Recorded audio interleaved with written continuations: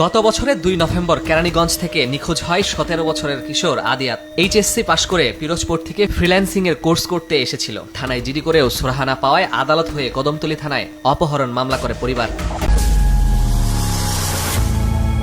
দর্শক, আজকে আমরা হাজির হয়েছি ক্লুলেস আদিয়াত কাণ্ড নিয়ে। আপনারা জানেন, গেল বছর নভেম্বরে একটি অজ্ঞাতনামা উদ্ধার করেছিল টঙ্গী পূর্ব থানা পুলিশ। পরিচয় এবং কোনো কিছু না পেয়ে তাকে কিন্তু বেয়ারিশ হিসেবেই দাফন করা হয়েছিল। আমরা আজ সেই ঘটনার সর্বশেষ আপডেটটি জানবো শামীম শেখ থেকে, এবং আপনাদের সাথে রয়েছে আমি স্নিগ্ধা আখি। ধন্যবাদ আখি, ধন্যবাদ নতুন সময়ের দর্শকদের। আজ আমরা যে বিষয়টি হাতে পেয়েছি হচ্ছে এই আদিয়াত কিন্তু একজন কিশোর, তার বয়স 17 বছর। তো গত 4 নভেম্বর, গত বছর মানে 2025 সালে 4 নভেম্বর তার উদ্ধার হয় টঙ্গীর টঙ্গী পূর্ব থানাধীন একটা কালভার্টের নিচ থেকে। তখন এটা অজ্ঞাতনামা ছিল, কেউ জানতো না, তাই বেয়ারিশ হিসেবে তাকে গাজীপুরে দাফন করা হয়। এই ছিল মূল ঘটনা। তো আসলে এটি যে আদিয়াতে, এটি কিভাবে জানা গেল এবং আদিয়াতের সাথে আসলে কি হয়েছিল? গত নভেম্বরের 2 তারিখেই আদিয়াত নিখোঁজ হয়। তার পরিবার একটি সাধারণ ডায়েরি করে, এবং সাধারণ ডায়েরি করার পরে এটি আদালত হয়ে কদমতলী থানায় এটার তদন্তের দায়িত্ব দেয়। গত 26 নভেম্বর এটা গোয়েন্দা বিভাগের হাতে আসে। গোয়েন্দা বিভাগ এটাকে তদন্ত করে। মূল ঘটনার সূত্রপাত এই আদিয়াতের পৈতৃক নিবাস হচ্ছে পিরোজপুরে। সে এইচএসসি পাশ করে ঢাকায় আসে আপনার ফ্রিল্যান্সিং শেখার জন্য। কিন্তু তার আগে এই আদিয়াতের সাথে তাসলিমা নামের একটা মেয়ের সাথে তার সম্পর্ক হয়। তাদের মধ্যে প্রেমের সম্পর্ক ছিল দীর্ঘ 1 বছর। আচ্ছা। এই 1 বছর সম্পর্কের মাঝে তাদের মধ্যে অনেকবার এটাকে দৈহিক সম্পর্ক হয়। তাসলিমা যেটা গ্রেপ্তারের পর স্বীকারোক্তি দিয়েছে, কিছু ভিডিও ফুটেজ তার ফোনে থেকে যায়। এই আদিয়াতের সাথে সম্পর্কটা কিছুদিন পর ভেঙে যাওয়ার পরে এই তাসলিমার সম্পর্ক হয় একজন সৌদি প্রবাসী, যার নাম হচ্ছে আরাফাত। আরাফাতের বাড়ি হচ্ছে গাজীপুরে। যখন তাদের মধ্যে সম্পর্কটা তৈরি হয়, আদিয়াত এই তাসলিমাকে হোয়াটসঅ্যাপে বা বিভিন্ন সামাজিক যোগাযোগ মাধ্যমে ওদের কাছে যে ভিডিওগুলো ছিল, এই ভিডিওগুলোকে পাঠায় উত্তক্ত করে। আচ্ছা। এক পর্যায়ে এটা আরাফাতকে যখন তাসলিমা জানানোর পরে আরাফাত তাকে বলে, ঠিক আছে, এই বিষয়টা আমি দেখবো। পূর্ব পরিকল্পনা অনুযায়ী আরাফাত 2 তারিখে বাংলাদেশে আসে। 2 তারিখে, কি মাসের 2 তারিখে? এই নভেম্বর মাসের 2 তারিখে আসার পরে এই 2 তারিখে আদিয়াতকে তাসলিমা আবার পুনরায় তাদের সম্পর্ক যেহেতু দীর্ঘদিন যাবৎ নাই, তাদের সাথে আগে 1 বছর যাবৎ সম্পর্ক ছিল, মাঝে সম্পর্ক ভেঙে যায়।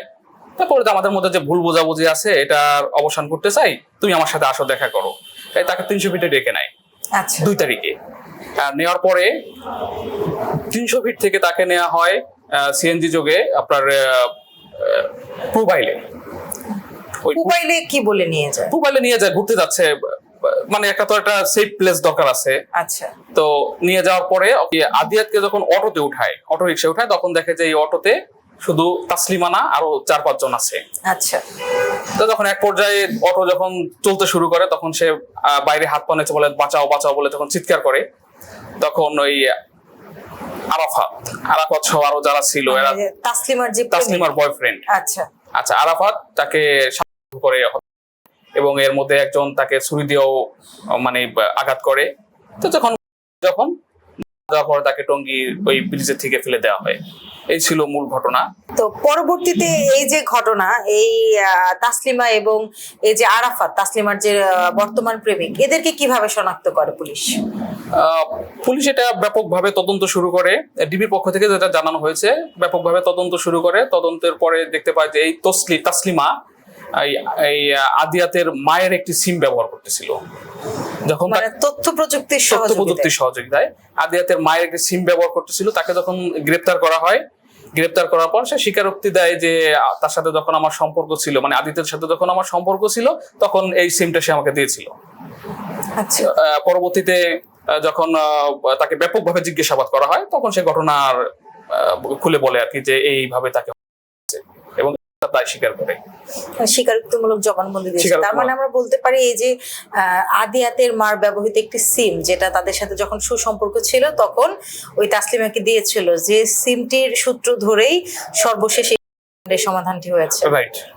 এখন এই মামলায় আসলে কাদেরকে গ্রেফতার করা হয়েছে কিনা, মানে সকলকে কজনকে আসামি করা হয়েছে এবং এদেরকে সকলকে গ্রেফতার করা হয়েছে কি? এটা 6 জনকে গ্রেফতার করা হয়েছে। 6 জনের মধ্যে হচ্ছে আপনার সৌদি প্রবাসী আরাফাত, তারপরে রাকিব, নয়ন এবং নুরুজ্জামান, এদেরকে গ্রেফতার করা হয়েছে। আরো বাকি 3 জন আছে এবং এই বিষয়ে যে একটা যে অটোতে করে এই ঘটনাটা ঘটেছিল, অটোটাও জব্দ করা হয়েছে।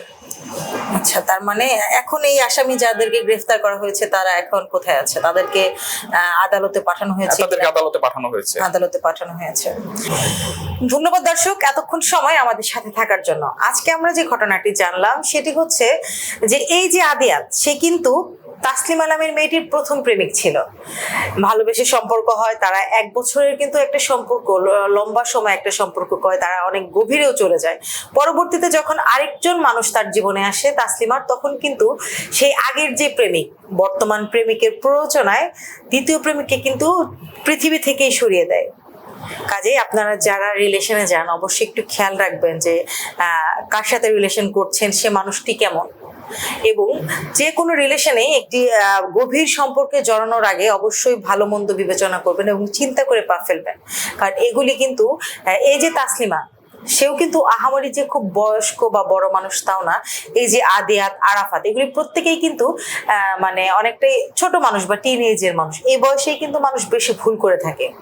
তো আপনারা যারা অভিভাবক আছেন একটু সচেতন হন যে আপনার সন্তানরা কোথায় যাচ্ছে, কার সাথে মিশছে, কার সাথে চলছে। তা না হলে কিন্তু এইভাবে এই যে একটা প্রাণ চলে গেল আদিয়াত, এবং তার সাথে রয়েছে কিন্তু এতগুলি প্রাণ, এই যে 6 জন, এদের জীবনে কিন্তু একদম শেষ হয়ে গেল। তো এরকম কোনো ঘটনা যাতে আর জীবনে না ঘটতে পারে সেদিকে একটু সচেতন থাকবেন, বাচ্চা কাচ্চাদের দিকে খেয়াল রাখবেন। আজকের মতো বিদায় নিচ্ছি, পরবর্তীতে আবার হাজির হব অন্য কোনো ঘটনা নিয়ে। ততদিন পর্যন্ত ভালো থাকুন। আল্লাহ হাফিজ।